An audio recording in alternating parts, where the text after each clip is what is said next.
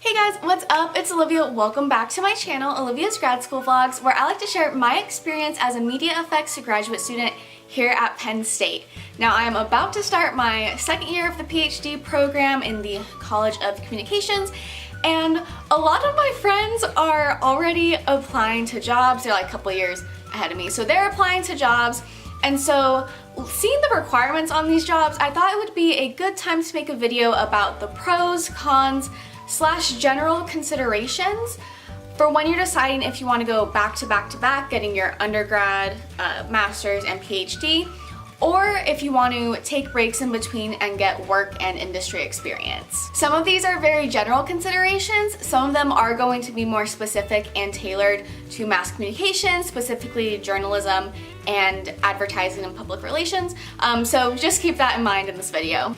Probably the number one benefit of doing school back to back is you have momentum. You are used to living the student lifestyle, which isn't super structured. You have to be disciplined, and you're living on that student budget. So that's one of the pros, is your life doesn't really change all that much.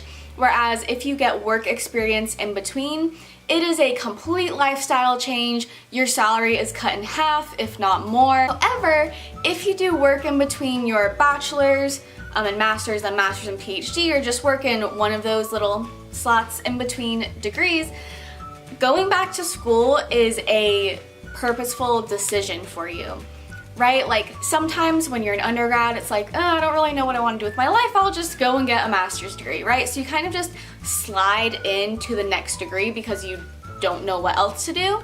Not everybody, but sometimes. But if you get work experience in between, you are making the conscious decision that, yep, I know what working's like, I've got this experience, now I want to go back to school so I can level up or go into the career field that I want to be in. Working in between can also give you a break from school. Yes, working is hard. School is also very hard. And so I know for me right now, I've been in higher education for 7 years. This will be my 8th year of being in school for higher education. I feel very stuck. I feel like I haven't started my life. I feel like I haven't been contributing to the world in any way because my life has been the same that it's been for the past 20 years of being a student. So working in between can also provide that little bit of a break. When you take breaks in between to work and then you go back to school, you don't have to cut off your industry ties completely. There are several students in our program who also do freelancing on the side while they're getting their PhD. So just know that you can still keep those skills and keep those connections if you end up deciding to go back to school. Now, one thing people are concerned of sometimes, at least this has always been a concern of mine, is like what age I'm gonna be when I finish, what are the age of other people in my program. In my program, we have master's and PhD ages 21 to 45. Like there are people who are single, who are dating, who are married, who have an entire family and children. There are people of all ages and all stages. So if you're concerned like, oh my gosh, I'm going back to school and in my late 20s or I'm 30 or whatever, I would say that's probably the average age of the students in our program is like late 20s, early 30s. But then again, you have students who are doing the back-to-back or who have done other things in their life and are now getting their PhD. So I don't really think that's something to be too concerned about. Lastly, depending on what type of professor you want to be or what job you want to have after your PhD, some of them require that you have 5 years of industry experience. So if you are going and teaching / researching journalism, advertising, public relations, strategic communication, all of those roles require applicants to have 5+ years of experience. So again, in that case, working at some point is something that you have to do. And then even if you're, become a professor and are a researcher, you can still consult on the side, and you get to charge so much more because you have decisions and recommendations that are informed and backed up by research. Now, someone like me, I study media effects. I want to teach research methods. I can teach intro to mass comm, media effects. I don't need industry experience to be able to teach those, because if I'm teaching research methods, then I need to have experience in conducting research. so I don't need industry experience for those roles. However, I will say I have never seen a job opening that's like media effects professor, mass communications professor.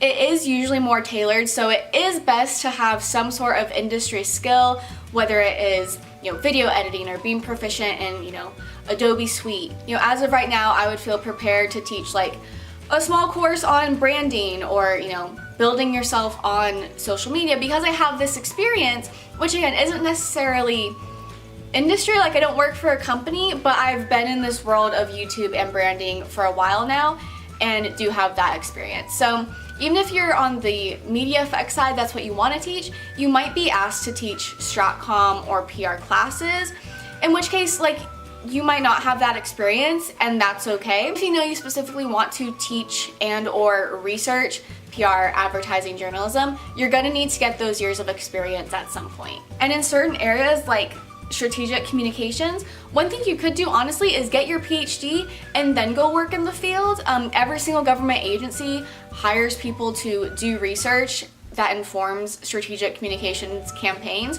So you could do that, then go back to academia if you wanted to. But obviously the other ones, journalism, public relations, advertising, it's gonna be weird to study that in your PhD program if you don't even know what it is and haven't experienced it.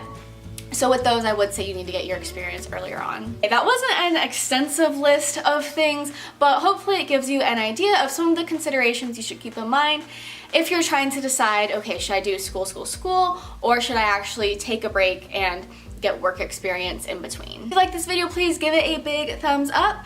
Tell me below what your favorite advertisement is that you've seen recently. I know that's a weird question, but tell me what it is. Anyways, I hope you guys enjoyed this video. Please give it a big thumbs up if it was helpful.